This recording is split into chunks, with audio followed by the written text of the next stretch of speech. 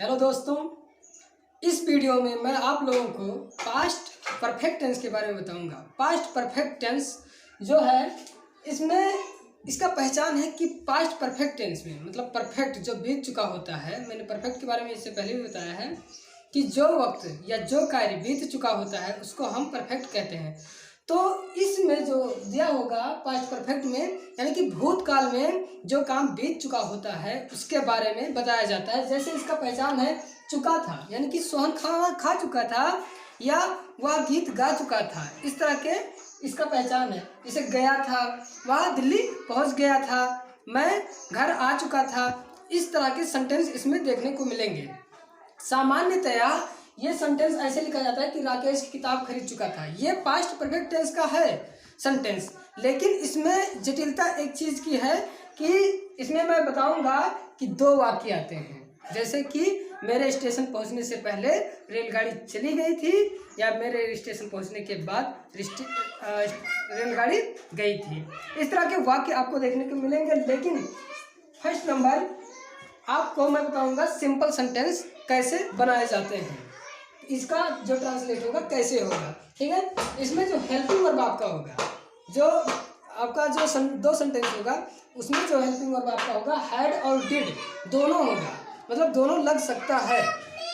ठीक है, बट तो इसमें दो वर्ब का हेल्पिंग वर्ब का प्रयोग होता है और मेन वर्ब में आपका फर्स्ट फॉर्म, सेकंड फॉर्म और थर्ड फॉर्म तीनों में से कोई भी हो सकता है। यानी कि दो तो लगेगा ही, क्योंकि इसमें दो सेंटेंस होंगे इसलिए दो फॉर्म मतलब दो वर्ब लगेगा।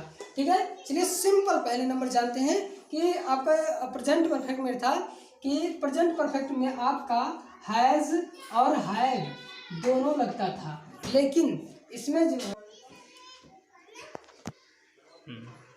तो प्रेजेंट परफेक्ट में जो था आपका दो हेल्पिंग वर्ब था। इसमें बताया गया था कि बहुवचनकर्ताओं के साथ हैड लगाओ और सिंगुलर नाउन्स के साथ हैज लगाया जाए, लेकिन इसमें जो होगा सिर्फ हैड लगेगा। ठीक है, हैड सिर्फ लगेगा या सिर्फ डिड लगेगा, मतलब सिंगुलर और प्लूरल में बांटा नहीं गया है, इसमें जो भी लगेगा एक ही लगेगा। चलिए सिंपल वाला पहले जानते हैं कि अफर्मेटिव सेंटेंस का है कि राकेश किताब खरीद चुका था, ऐसे सेंटेंस लिखा है। इसको ट्रांसलेट कैसे करेंगे, ये आपका है वो है वर्ड ऑर्डर यानी कि फार्मूला। तो फार्मूला में सब्जेक्ट आपका राकेश है तो ऐड कर देते हैं। वर्ब का थर्ड फॉर्म, मैंने वर्ब फॉर्म जो है एक वीडियो में बताया कि वर्ब फॉर्म कैसे होते हैं और कैसे बदला जाता है। तो वर्ब आपका है खरीदना और खरीदना का जो थर्ड फॉर्म होगा वो बाट होगा, बाट। राकेश हैड बाट, उसके बाद ऑब्जेक्ट है किताब, द बुक। ये ऐसे आपका सिंपल सा ट्रांसलेट बनेगा। लेकिन इसको जटिल यानी कि जो हमारे क्लास 9-10 के बुक्स में दिया होता है उसको जानते हैं कैसे बनता है। जब सेंटेंस दो हो, यानी कि मेरे स्टेशन पहुंचने से पहले रेलगाड़ी जा चुकी थी, इसमें दो सेंटेंस है, इसको हम कैसे बनाएंगे चलिए उसके बारे में जानते हैं थोड़ा सा। यदि वाक्य में जैसे लिखा है कि मेरे घर पहुंचने से पहले, मेरे घर पहुंचने से पहले बारिश हो चुकी थी। ठीक है, तो इसमें शब्द जो आपका पहले शब्द आया है इसी से इसको जब देखेंगे तब हमको पता चलेगा कि हमको कौन सा फार्मूला लगाना है। और यहाँ देखिए बाद है, बाद शब्द आया है तो बाद के लिए अलग फार्मूला होगा और पहले शब्द अगर आता है तो इसके लिए दूसरा फार्मूला होगा। देखो लिखा है से पहले और यहाँ लिखा है के बाद, यानी कि इससे बाद नहीं कर सकते हैं, के बाद ही होगा। इससे हमको के बाद और से पहले ये दोनों वर्ड देखना है, उसके अकॉर्डिंग हमको फार्मूला यूज करना है। लिखा है कि बारिश हुई थी।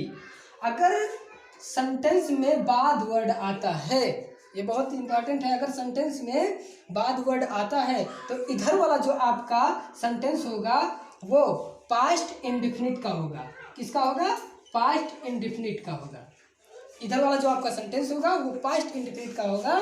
और अगर शब्द पहले आता है सेंटेंस में, अगर ये वाला वर्ड आता है तो जो इधर वाला आपका सेंटेंस होगा वो पास्ट परफेक्ट का होगा, वो आपका पास्ट परफेक्ट का होगा। ये बात जाने रहिएगा। और इसको बनाते समय खास इंपॉर्टेंट बात जाने कि इसको जब हम बनाएंगे, इसका ट्रांसलेट करेंगे पूरी का, तो फर्स्ट नंबर हमको इसका ट्रांसलेट करना होगा। इसको ट्रांसलेट करेंगे, उसके बाद फिर इसका ट्रांसलेट करेंगे। पहले इस वाले सेंटेंस का ट्रांसलेट करेंगे, फिर इस वाले सेंटेंस का ट्रांसलेट करेंगे। इस तरह से हमको ट्रांसलेट करना है। और उसी तरह से ये भी है कि पहले इसको ट्रांसलेट करें, फिर इसको ट्रांसलेट करें। लेकिन ध्यान रहे कि जब पहले शब्द ये वाला शब्द आता है तो इसको ट्रांसलेट करते समय हमको जो है पास्ट परफेक्ट में ध्यान देते हुए हमको बनाना है। यानी कि पास्ट परफेक्ट में जब हम बनाएंगे तो हमारा जो हेल्पिंग वर्ब होगा वो हैड लगेगा।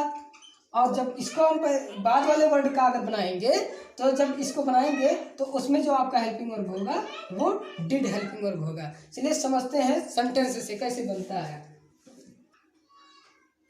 तो वर्ड ऑर्डर पहले के लिए जानो कि जब आपके सेंटेंस में ये वर्ड आए, पहले ये वाला वर्ड जब आपके सेंटेंस में आए तब हमको क्या करना है, ये वाला फार्मूला यूज करना है। मैंने इसमें बता दिया है कि जब ये वर्ड आ जाए, पहले वाला वर्ड आ जाए, तो इधर वाला जो सेंटेंस आपका है वो पास्ट परफेक्ट में बनेगा। ठीक है, पास्ट परफेक्ट में बनेगा।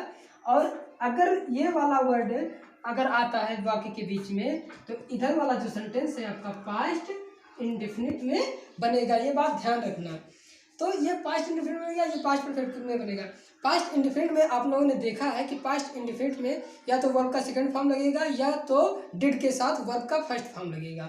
तो डिड जब लगेगा तो वर्ब का फर्स्ट फॉर्म लगेगा, और जब डिड नहीं लगेगा तो वर्ब का सेकंड फॉर्म लगेगा। ये पास्ट इंडेफिनिट की बात है, तो ये जानते हैं। चलिए अब आपके जो पहला सेंटेंस है उसमें उसके विद्यालय जाने से पहले मैंने खाना खा लिया था, इसमें वर्ड आया है पहले, ये वाला वर्ड आया है।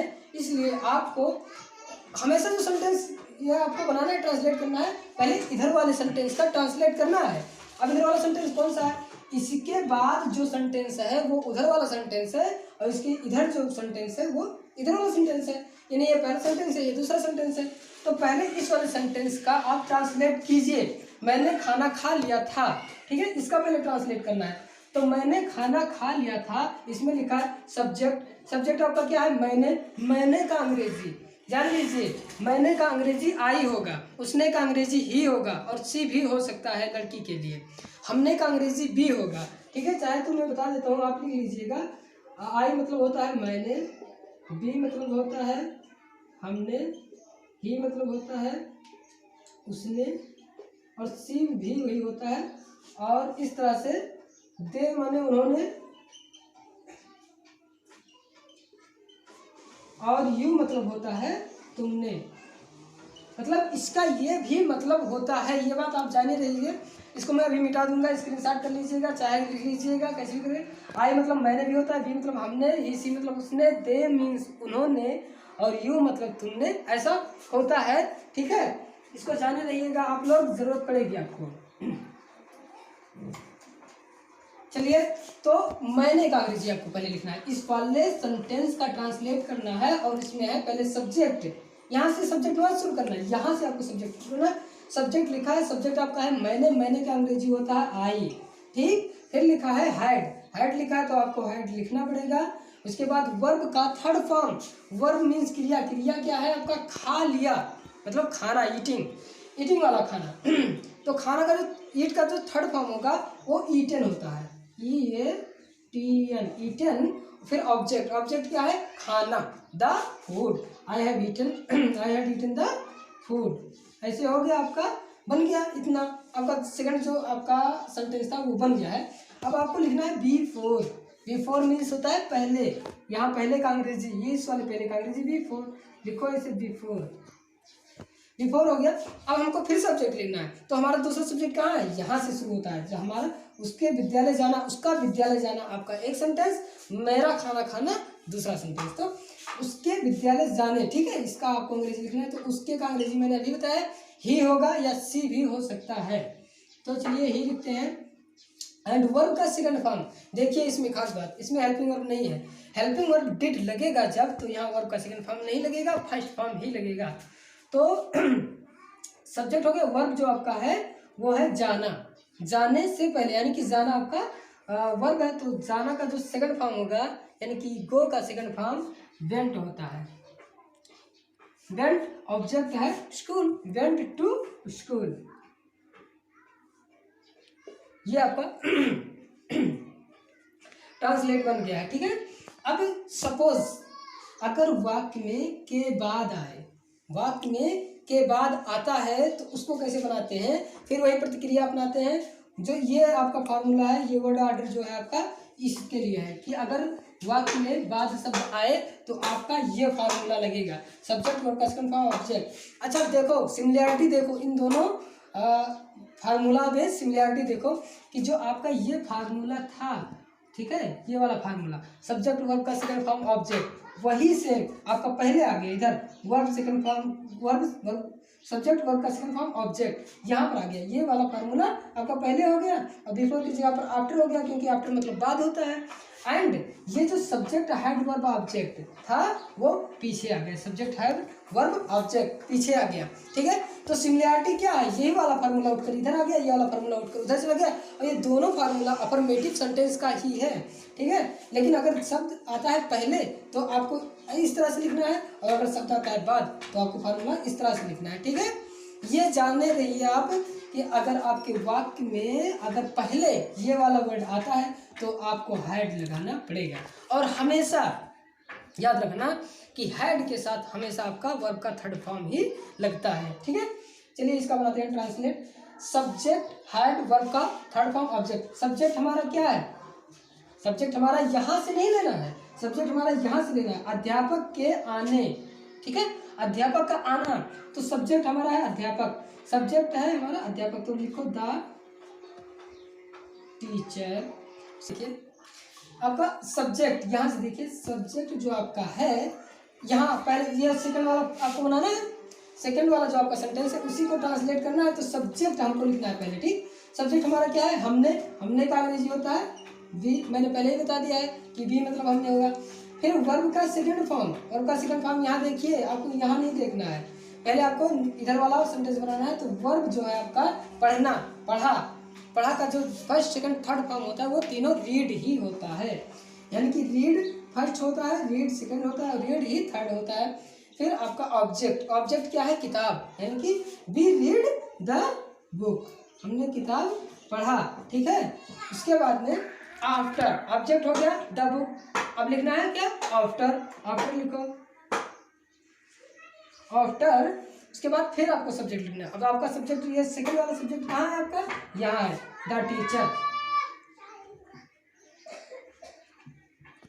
The teacher. उसके बाद आपको हेड लगाना है, क्यों, अब सेकंड है ना, यहाँ पर सब्जेक्ट के बाद हेड लगाना है, तो हेड लिखो, क्योंकि ये जो आपका इधर वाला सेंटेंस आएगा अब ये फिर आपका पास्ट परफेक्ट में आ जाएगा। इधर अगर पास्ट इंडिफिनिट है तो इधर आपका पास्ट परफेक्ट का होगा, ठीक है। मैंने यहाँ जैसे बताया कि ये पास्ट परफेक्ट का है, तो ये जाओ समझ जाओ कि इधर वाला पास्ट इंडिफिनिट का है, और अगर इधर पास्ट इंडिफिनिट है तो इधर पास्ट परफेक्ट का सेंटेंस आपके पास है। तो पास्ट इंडिफिनिट में जो रूल्स होते हैं उसको थोड़ा ध्यान में रखते हुए पास्ट इंडिफिनिट जब आपका आए तो उसके हिसाब से बनाओ, ठीक है। अब देखो हेड हो गया, वर्ब का थर्ड फॉर्म क्या है यहाँ पर, आना, आना का जो थर्ड फॉर्म होता है वो कम ही होता है, ठीक है, COME, जो कम है वो फर्स्ट फॉर्म भी है और सेकंड थर्ड फॉर्म भी है, सेकंड फॉर्म इसका केम होता है CAME, ठीक है। ऑब्जेक्ट इसमें नहीं है क्योंकि अध्यापक आए लेकिन कहाँ है पता नहीं, ठीक है, तो यहाँ पर ऑब्जेक्ट नहीं है, आपका ये ट्रांसलेटर जो है बन गया, खत्म हो गया, ठीक है। अब इसके हिसाब से हम नेगेटिव को समझते हैं। नेगेटिव में जो है इसमें आपको जो है सेकंड फॉर्म और थर्ड फॉर्म देखने को मिला, लेकिन नेगेटिव में आपको फर्स्ट फॉर्म और थर्ड फॉर्म देखने को मिलेगा। चलिए नेगेटिव देखते हैं। 3 नंबर वीडियो जो कि थोड़ा लंबा हो गया है, 14 मिनट का बन गया है। नेगेटिव और इंट्रोगेटिव का मैं दूसरे पार्ट में बताऊंगा आप लोगों को नेक्स्ट वीडियोस में। तो ये जो चीज़ समझ में अगर आ गया होगा तो थोड़ा लाइक करना, सब्सक्राइब करना और शेयर करना, ठीक है। और अगर कोई चीज़ समझ में नहीं आता है तो कमेंट करके या फ़ोन करके हमसे पूछ सकते हैं आप। Thank you.